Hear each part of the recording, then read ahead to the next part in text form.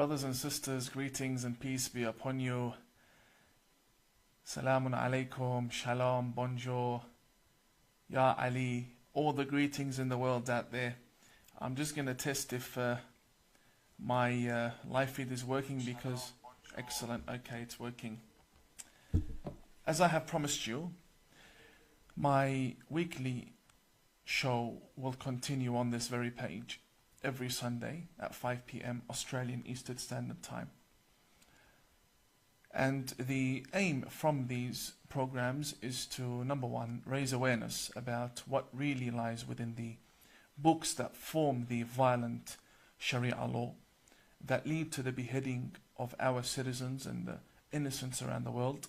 And also, we need to educate ourselves in what is harmful to us and our children, so that we may know how to take precaution when it comes to dealing with this ideology. It is not harmful to educate ourselves in what is harmful. It is wise for us to understand what exactly lies within these books. Now, many reformers are reformers because they are Muslim, not because they have actually spent a time studying within the seminaries. Not that it is a requirement that one needs to have some sort of degree in order to stand against ISIS, but I think the world we live in is more interested in stamped documents from radical institutes than the actual truth that lies within the very books. This here between my two hands is the manual for every single Muslim on the face of the earth. Every single Muslim believes in what I am holding between my two hands. They may indirectly or directly believe in it. Meaning we may have a minority of Muslims that say, well, we don't believe in all of this, but they believe in books that depend on sources from these four books. Firstly, we have the Holy Quran. The Holy Quran is the holy book for all of the Muslims around the world, regardless of denomination, sect or group. All Muslims believe in the Holy Quran. If someone does not believe in the Holy Quran, then they are not Muslim. They have to believe in the Holy Quran. We will not be interpreting the Holy Quran, but that will be a separate program. I have here 4 volumes of Sahih al-Bukhari. If you had watched my appearance on the Andrew Bolt show, you would have seen that I had brought one of these volumes and I read from the volume, I referred to one of the volume, to what was written in one of the volumes. And it was very shocking for the nation as to what exactly lies within these books. The ABC Media Watch turned around and said, the statements of Imam Tawhidi are plain crazy. Well, I guess they're just proving our point, that indeed, what lays within these books and leads to our deaths is plain crazy. The problem is, you do not have access to these books. The problem is, even if you had access to these books, you would not be able to understand the literature within these books. Today, I want you to know what exactly lies within the books that are considered sacred right after the Holy Quran. In every mosque,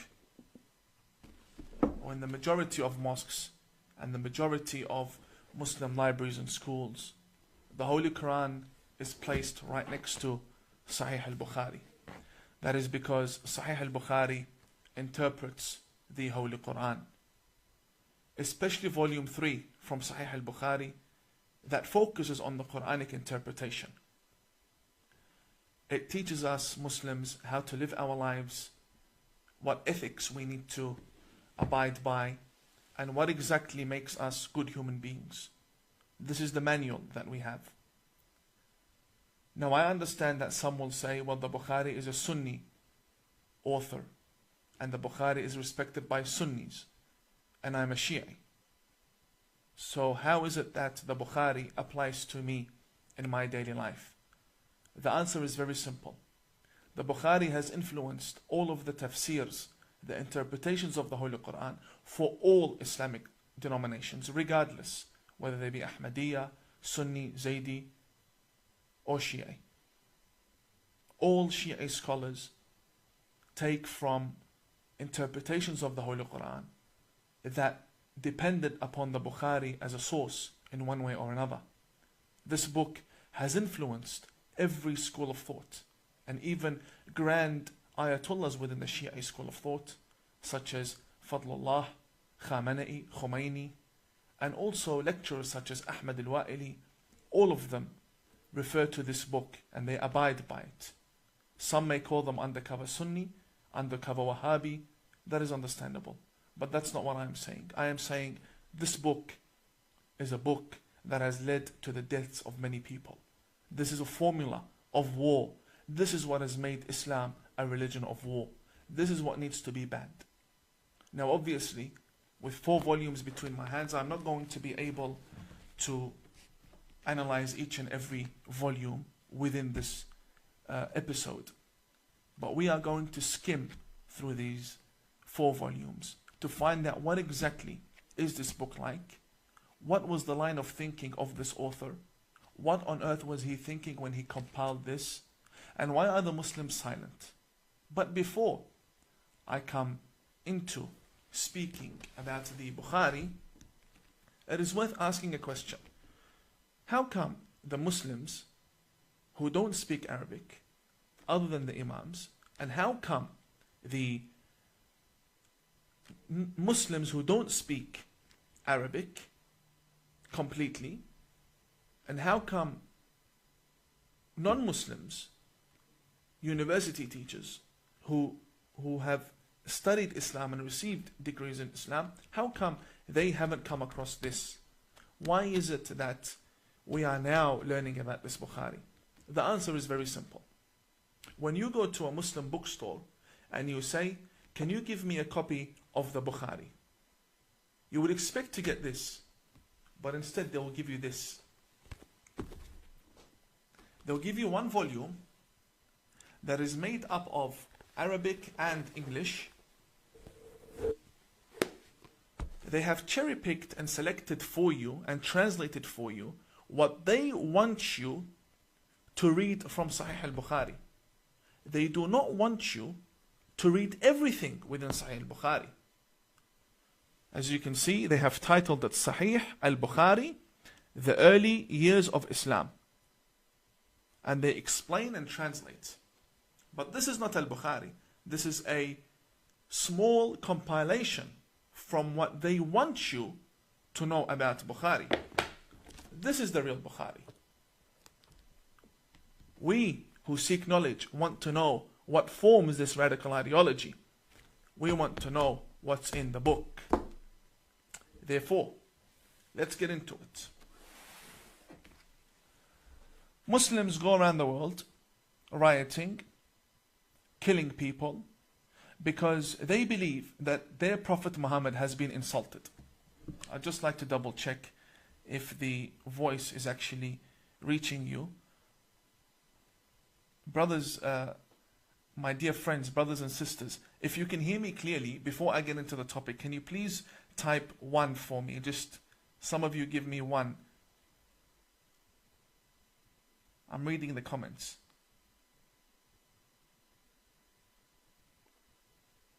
Just a 1, thank you very much. If you can hear me, can you please confirm?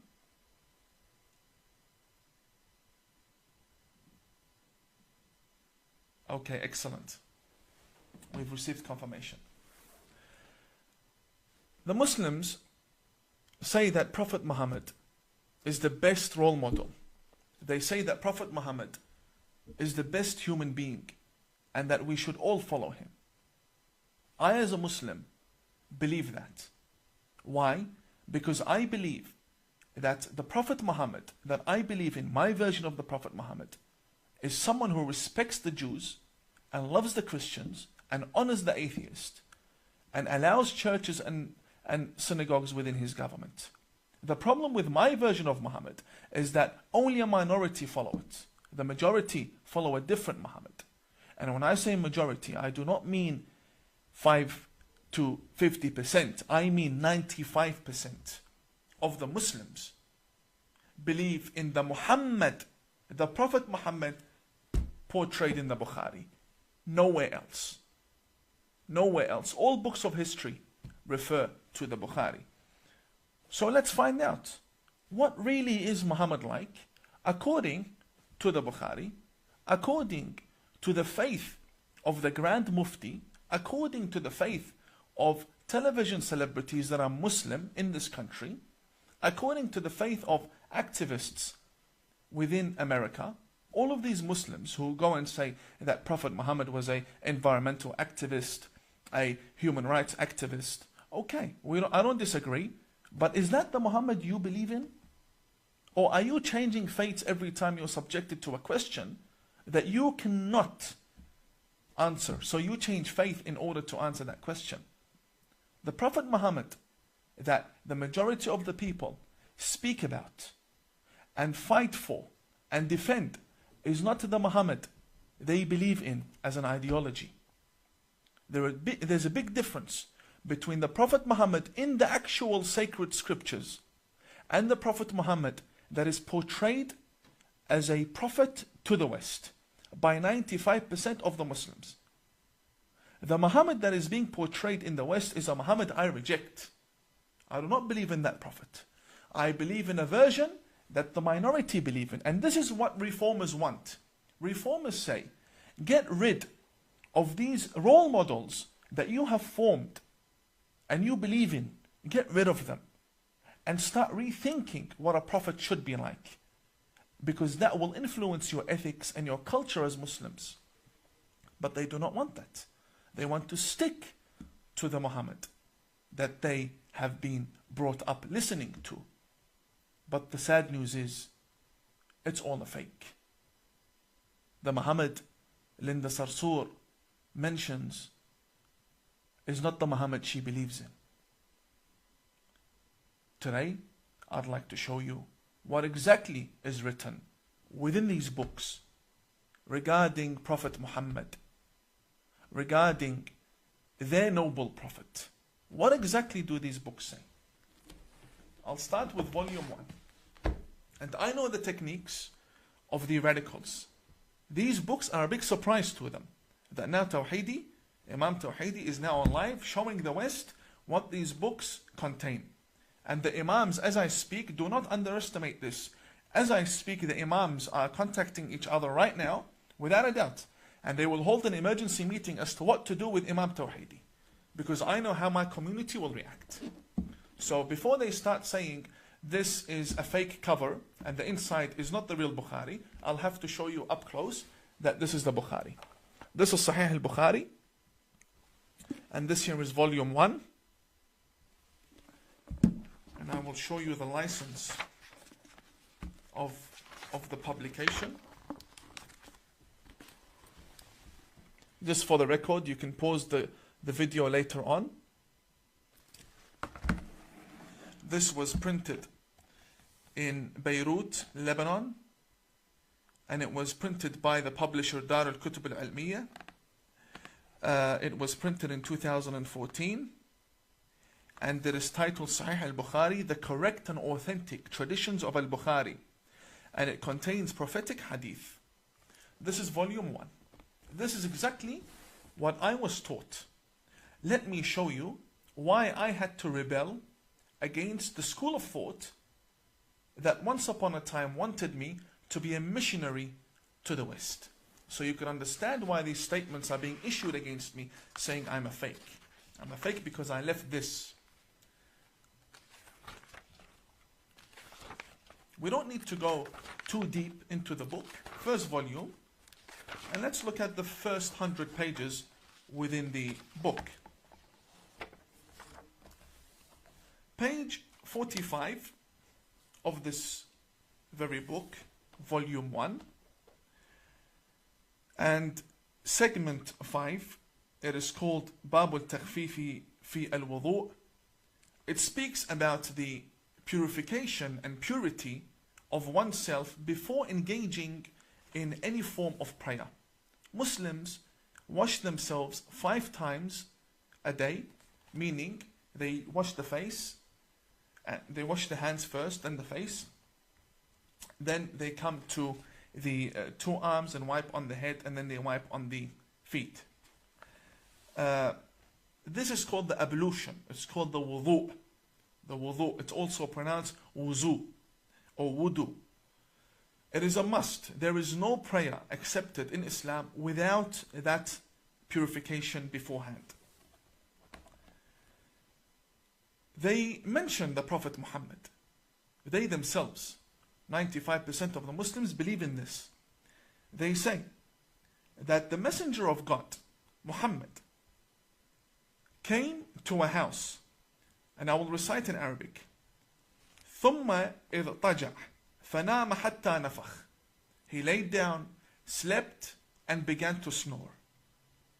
ثم أتاه المنادي. Then the caller for prayer, the person who wakes him up for prayer, came to the Prophet Muhammad. And he said to him, it is time to pray. فقام معه إلى الصلاة. Therefore the Prophet Muhammad woke up and went with the person who woke him up to go and pray together. فصلى ولم يتوضأ. And Prophet Muhammad prayed without washing himself, without purifying himself. This shows you that the Prophet who taught these 95% of the Muslims to wash themselves before praying, he himself does not wash himself. He himself is a hypocrite. And he himself has no prayer that is accepted. This is what they believe in. This is the hypocrisy within the Bukhari. Now we Shia, we don't even believe the Prophet needs wudu to begin with. The Prophet and Imam Ali, they don't need wudu. They are pure. Jesus, Moses, all messengers of God are pure. Yes, Umar ibn al-Khattab needs wudu. Umar ibn al-Khattab, who spread Islam by the sword, he needs wudu. He needs purification. As for a prophet, it doesn't make sense. So number one we have here, let's make a list of this, and I advise you to make a list along with me. So we have a prophet who is not pure when praying. If we move to page number 47, segment 14, it says here what is much worse than what we had just listened to. It states that a man by the name of Abdullah bin Umar, he says, فَرَأَيْتُ رَسُولَ اللَّهِ يَقْضِي حَاجَتَهُ مُسْتَدْبِرَ الْقِبْلَةِ مُسْتَقْبِلَ الشَّامِ, which means I saw the messenger of God, I saw the apostle of God in public performing his number one and number two in the middle of the street while facing Sham. Sham basically means Palestine. In another tradition, it says that he was seen مستقبل بيت المقدس. He was seen facing towards Masjid al-Aqsa.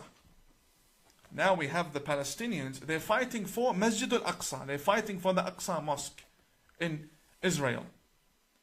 And here the same Muslims tell us that their Prophet used to do number one and number two facing towards that direction. Deliberately. This is the Prophet you believe in. And this is the Bakri version of the Prophet. This is the Umari version.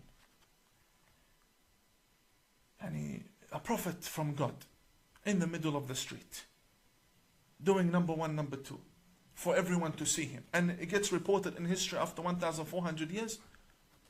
And you're proud to be following such a prophet?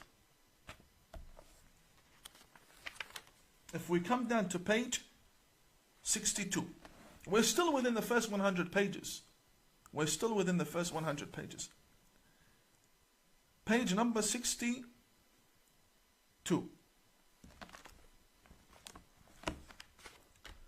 It states, أتى النبي, the Prophet came, فبال قائما, ثم دعا بماء, فجئته بماء فتوضأ.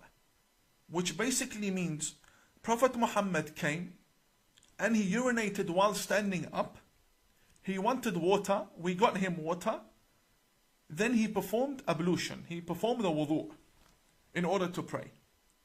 The problem is in Australian media, the radical preachers in Sydney tell me and you that if you stand when you urinate, you are doing an act that is like the act of animals. That's what they say. They say only animals stand and urinate.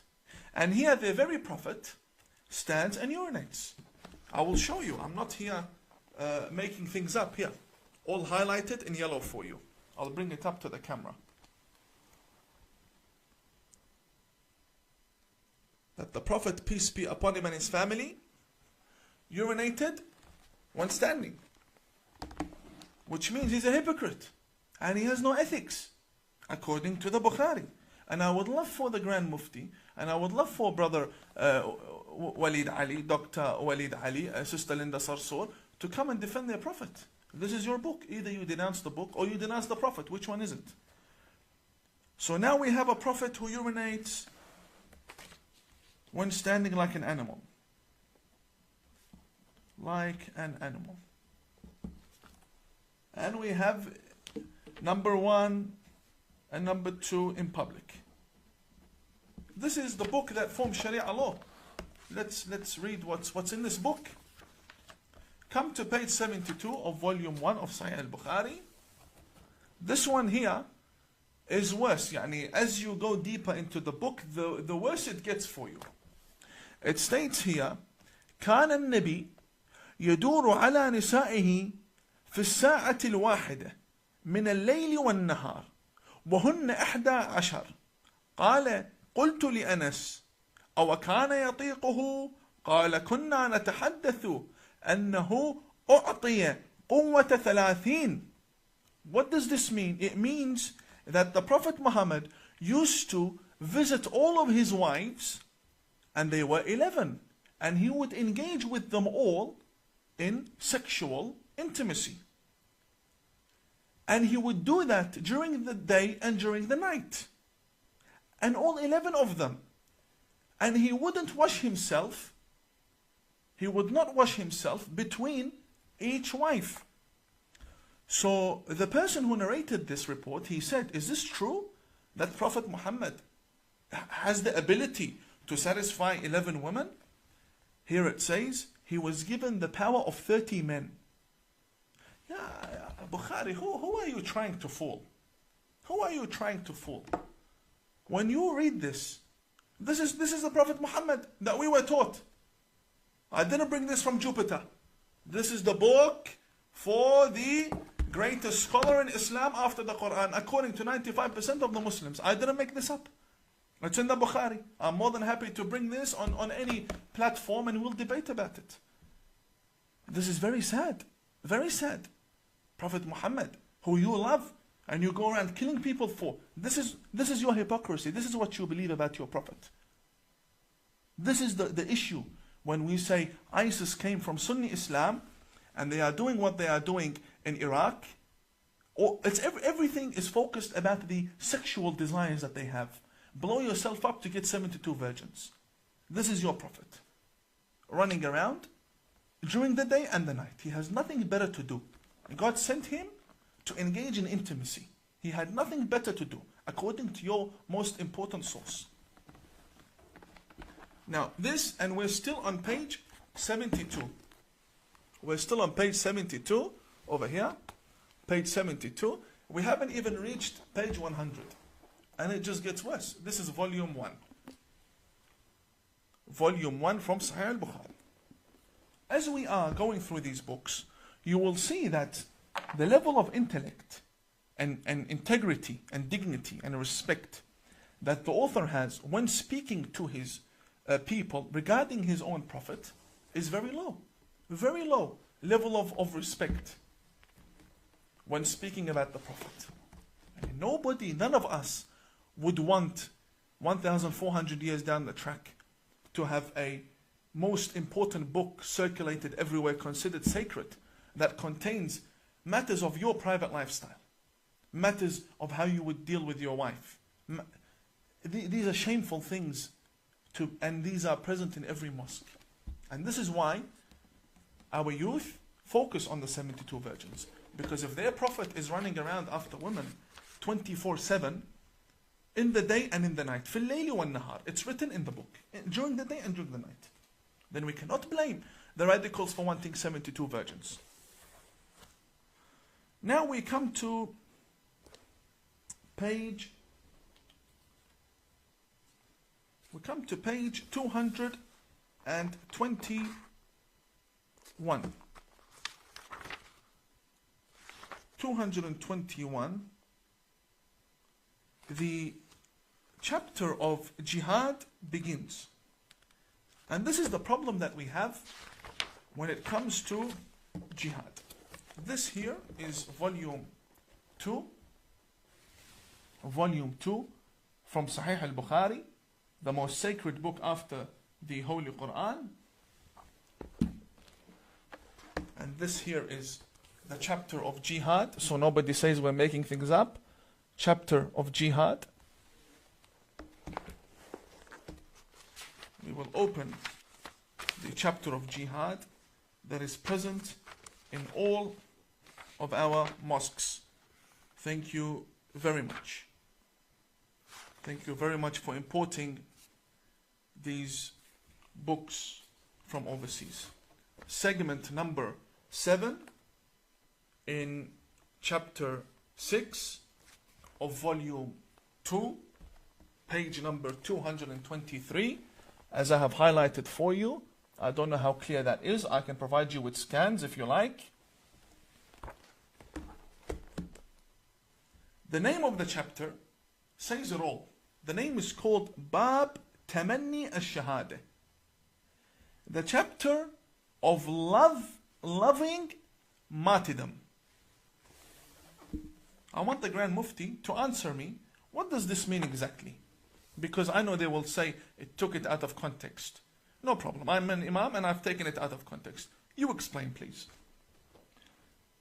قال رسول الله صلى الله عليه وآله والذي نفسي بيده لوددت أني أقتل في سبيل الله ثم أحيا ثم أقتل ثم أحيا ثم أقتل ثم أحيا ثم أقتل. What does that mean? It means that Prophet Muhammad says, I vow by God that I wish that I could be killed for the sake of Allah, then brought back to life, then killed, then brought back to life, then killed, then brought back to life, then killed once again, and then you go become a martyr and you go and you get your 72 virgins. And this is not something that we are just reading. This is not a magazine. This is Sahih al-Bukhari. The authentic. Sahih means authentic. After intense filtration for 1,200 years, this is what we have now come with to form the religion of Islam. So when you see its non-stop attacks towards the West, you know why. Because they themselves wish to die, come back to life, to die again, come back to life, and die and come and non-stop. This love for death that they have, I don't know where it comes from. Do you know where it comes from? It comes from this book. When you wonder, what is the root for terrorism? This book. This here. When the Muslim is taught that your Prophet wishes to die and come back to life once again, just in order to die again, you can't blame the 15-year-old and the 17-year-old and the 22-year-old to want to go and blow themselves up. You cannot blame them. This is in the book. And this book is in Australia. This book is... When I show you, the ABC says I'm playing crazy. When I'm silent, the right says we're crazy. So please, left and right, let me do my job. I'm here to raise awareness. Now, we've finished from an example. These are all examples I'm giving you. I cannot go through the whole book. Examples I'm giving you with regards to jihad. Now, the book, the very volume explains to us why the Prophet would say such a thing. According to Al-Bukhari. Why would the Prophet say such a thing? Very easy. You read in page 348. I'll lift it up again for you. 348. This says, segment number 11, chapter 59. It says, Bab Sifat Iblis wa Junudih. The characteristics of Satan, of Shaitan, of Satan and his soldiers. Then we have a testimony from Aisha. Aisha is the wife of Prophet Muhammad, who was also a terrorist after the life of Prophet Muhammad. She was leading an army that killed many people, tens of thousands of people in Basra, also known by the Battle of the Camel. Aisha, this is the 7-year-old wife, apparently. According to us, according to our evidences, the more reasonable evidences, she was over 18, she was over 20. And we also have evidence that she was married and she had a child before she married Prophet Muhammad. But we won't get into that. All the Muslims haven't agreed upon her age. But what they have agreed upon is that she was either 6 to 13 by the 95% of the Muslims. The majority believe she was underage. Yes, I will not deny. Here, the very lady, Aisha, says, and Aisha, hadith number 3268. She says, سحر النبي حتى كان يخيل إليه أنه يفعل الشيء وما يفعله. It means that the Prophet Muhammad was possessed. He was possessed. He was a crazy, delusional man. To the extent, حتى, she says, حتى كان يخيل إليه, to the point that he would start imagining things. And he would consider that he has done things when he didn't do anything. So when you find the Prophet saying, I want to die and come back and die and come back, it's because they believe he's a delusional man. They believe he's a psychopath. They believe he's being possessed, which is even worse. How can an apostle of God be possessed by jinns? This is what they believe. Page 348. We're not making this up. Let's come to page 377. I want the Grand Mufti to explain, please. Explain in Arabic. I understand Arabic. Explain. We'll have our friends translate for you. No problem. Page 377. It states that the Prophet in 3372, Prophet Muhammad used to doubt in previous prophets, which clearly contradicts the Holy Quran. The Quran says, مَا نُفَرِّقُ بَيْنَ أَحَدٍ مِّن رُسُلِهِ. We do not differentiate between any of God's messengers. Here the Prophet Muhammad says, أن رسول الله قال نحن أحق بالشك من إبراهيم إذ قال رب أرني كيف تحيي الموتى. Prophet Muhammad says that we are more worthy to doubt in the words of God than Abraham when he said, Oh God, show me, how can you give life to the dead person? If someone's dead, how can you give life? Show me. So the Prophet Muhammad himself, according to 95% of the Muslims, was a delusional man. According to Sunni Islam, this is al-Bukhari. So if your Prophet was doubting in his own message, in the revelation that had come to him, then why do you not allow anyone else to doubt in your Prophet? Why do you always want to paint a good picture? Firstly, reform, get rid of this book, and then we'll start a new platform of understanding what are the good things in the life of Prophet Muhammad that you can learn from. Not this book. We're up to volume 3. Volume 3 from Sahih al-Bukhari. غلط al-Bukhari. Volume 3. And here I have a challenge. I have a big challenge right now. I'll just double check since I turned my live off. Okay, we're still going. To be honest, I stopped taking notes down about everything. I might as well do it now. So now we have a possessed, sexually hungry prophet from what I can remember. Because we need to find the result at the end of the day. This is volume 3. Let me take you to page 462. This one here. Any Muslim from the majority faiths. A big challenge to all of my brothers out there. The Grand Mufti, the Australian National Imams Council, all of my brothers. Sister Linda Sarsour, all of my sisters as well. Sister Linda Sarsour, Yasmin Abdul Majid, Brother Walid Ali, all of the brothers who consider themselves Muslim. This is your book. And this is not any book. This is the #1 book after the Quran. Page 462 states, Hadith number 5445, segment number 44. The door or the chapter of the dates. Dates. قال رسول الله, it says, the Prophet Muhammad says, من تصبح كل يوم 7 تمرات لم يضره في ذلك اليوم سم ولا سحر. It states over here, because I want to show you the accuracy of this book that is killing our people. I want to show you the accuracy. It says over here, whoever wakes up and eats dates, whether they be 7 or different reports, whoever eats dates will be immune to poisoning during that day. Whoever eats dates will not be affected by any poison. It says over here, sum, which means any poison.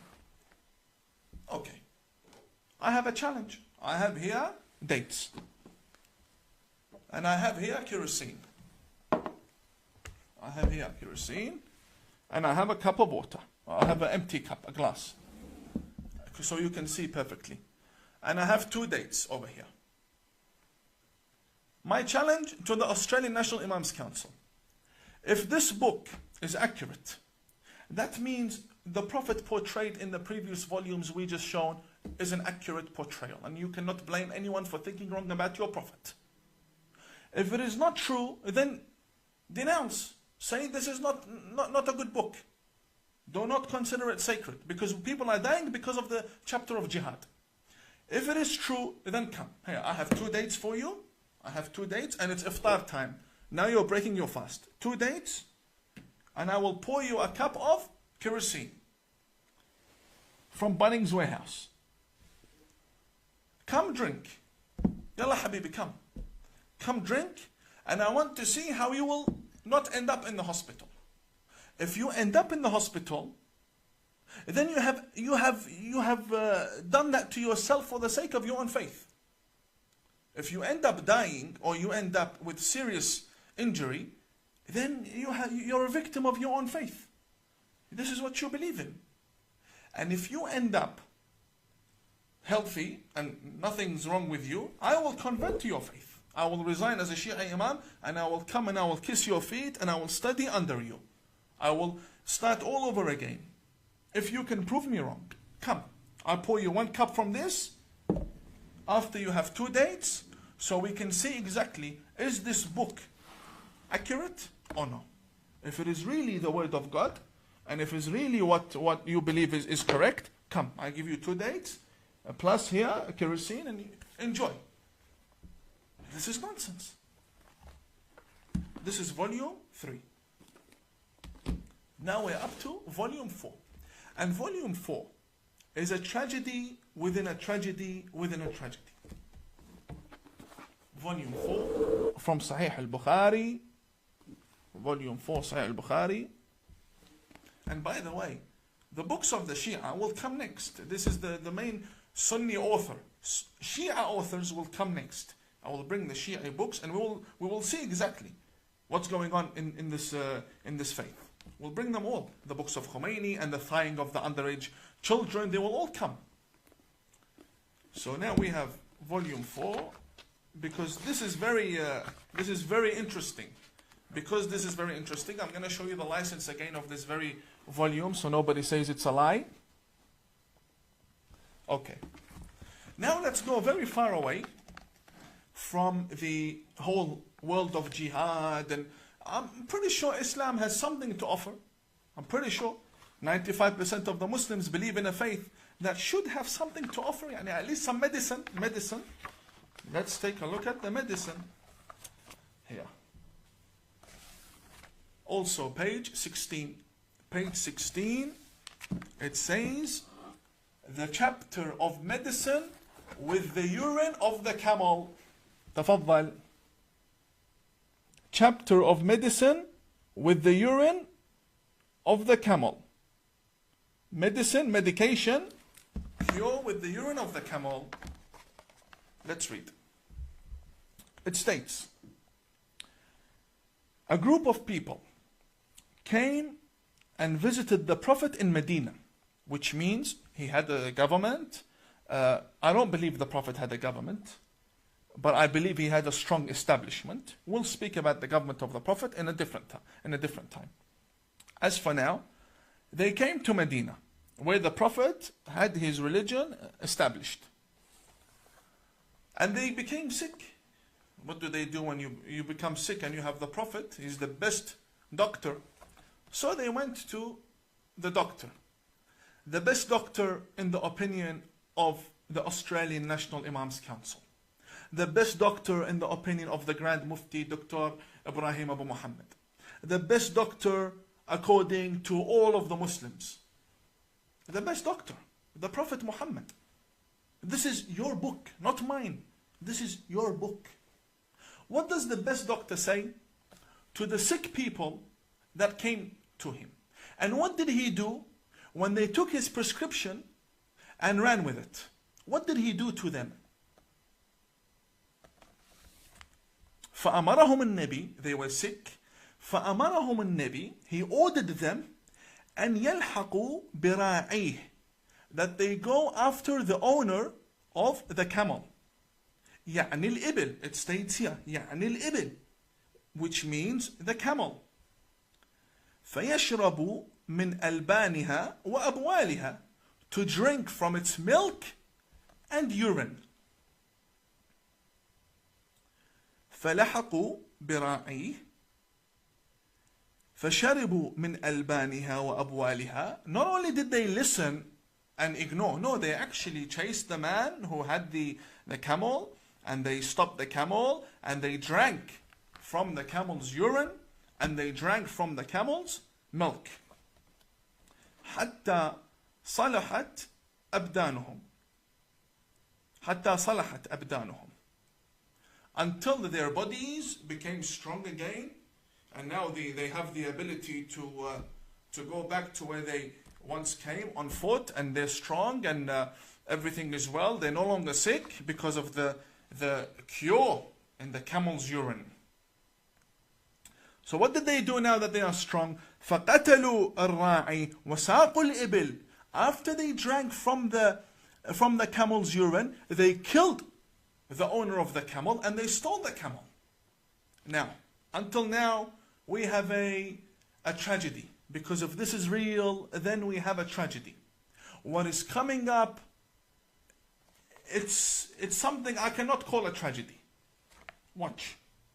The Prophet orders them to go and drink urine from the camel. They go, they drink the urine and the milk, and then they kill the owner, they steal the camel, and they come back. Listen to this. فبلغ النبي, the Prophet heard, Prophet Muhammad heard. فبعث في طلبهم فجيء بهم. So he said to his companions, go bring these two people who did this to the owner of the camel. So they brought them. What did Prophet Muhammad do?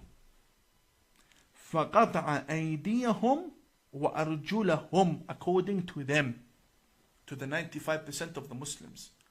Ya Grand Mufti, can you please explain?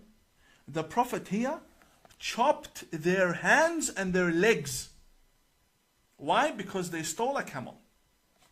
It states فقطع أيديهم وأرجلهم وسمر أعينهم, and he brought two nails, the nails that you would use for the wall, and he poked their eyes with it.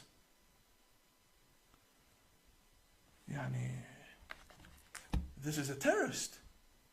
What kind of a doctor is this to begin with? You have someone who's sick, comes to you, you refer them to go drink camel urine, and then when they steal the camel and they kill the owner, you chop their hands and their legs, and then you poke their eyes with nails. This is your prophet. This is your prophet. I did not make these books. This is your religion. Here, can you please explain? We just went through 4 volumes, and next week will be the Shi'i books. These are your volumes. Can you please explain to me? Because what I did now, I translated what is in the book. That's all I did. I did not add anything from myself. I translated what's in the book. Can you please explain? If I, as an imam, have taken it out of context, you please explain to me. How can 4 volumes be taken out of context? How can go drink the urine of the camel be taken out of context? How? But you don't find any of this in this English version that they give you as a gift on the streets of London and in Sydney, because they do not want you to know what's in the book. Therefore, this is the very book that teaches us jihad. And this is the very book that teaches the Muslims how to love their Prophet. We saw their Prophet, and we saw the jihad, and we saw exactly what Bukhari teaches. Dear Grand Mufti, dear Mufti of Egypt, dear Mufti of Lebanon, Mufti of Syria, any Mufti, come defend your Prophet. Can you please respond to me about exactly what's written in these books, and why is it not written in the English version for the people to read? This is not sectarianism. I'm not here to make divisions within the community. I myself, I am an outcast from the community, but I am calling for reformation. We clearly have a problem in the books that we consider to be sacred scriptures.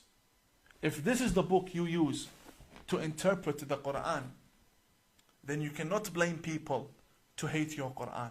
You cannot blame people to hate your Quran. If this is the intellect that we are displaying our religion with to the world, then may God be with the world and may God be with the religion. Because this is clearly something wrong. I stand against this book and against the author of this book. And I do not consider it to be sacred at all.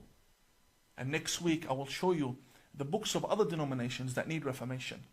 My purpose here is to show you exactly what needs to be left within Islam. We cannot be reformers if we go to the mosque and we pray behind imams that quote from this book and revere this book and respect this book. The chapter of jihad was more than enough. All we had to read was 1 line.